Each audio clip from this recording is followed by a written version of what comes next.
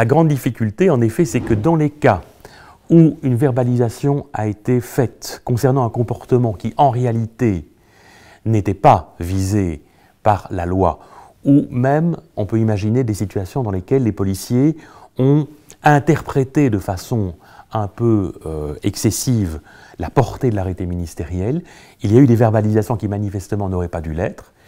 Et le problème, c'est qu'effectivement, le ministre de la Justice, aussi bien l'ancien que le présent, ont souhaité que les paiements d'amende soient faits le plus vite possible. Et donc ont mis en place un système de, si vous voulez, de paiement immédiat, de perception immédiate des amendes. Donc, si vous voulez, le simple fait d'avoir payé immédiatement rend impossible un contrôle juridictionnel sur la verbalisation qui a été faite.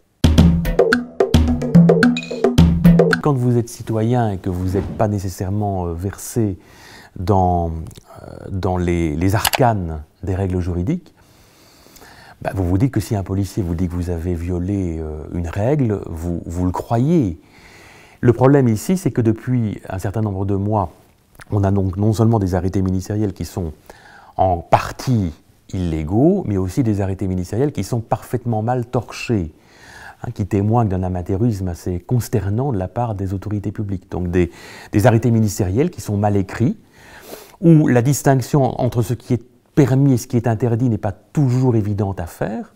Alors je vous donne un exemple, c'est l'exemple du couvre-feu actuel, où effectivement le couvre-feu permet des exceptions en ce qui concerne les déplacements essentiels.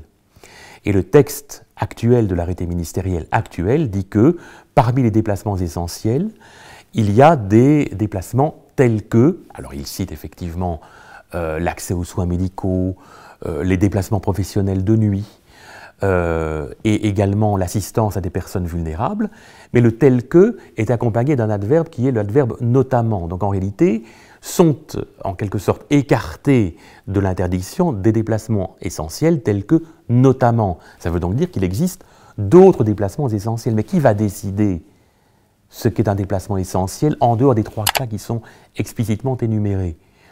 Ce qui est essentiel pour l'un n'est peut-être pas essentiel pour l'autre.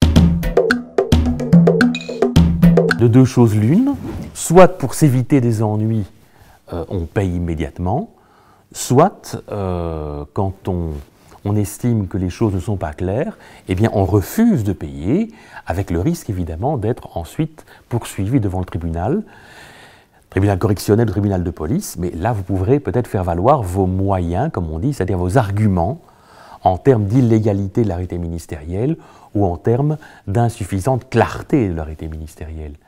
Mais qui, encore une fois, parmi les citoyens ordinaires, encore une fois, va en quelque sorte oser ou va estimer qu'il n'a rien à perdre et que tout compte fait, plutôt que de payer 250 € maintenant, il prend le risque d'aller devant le tribunal pour contester la mesure.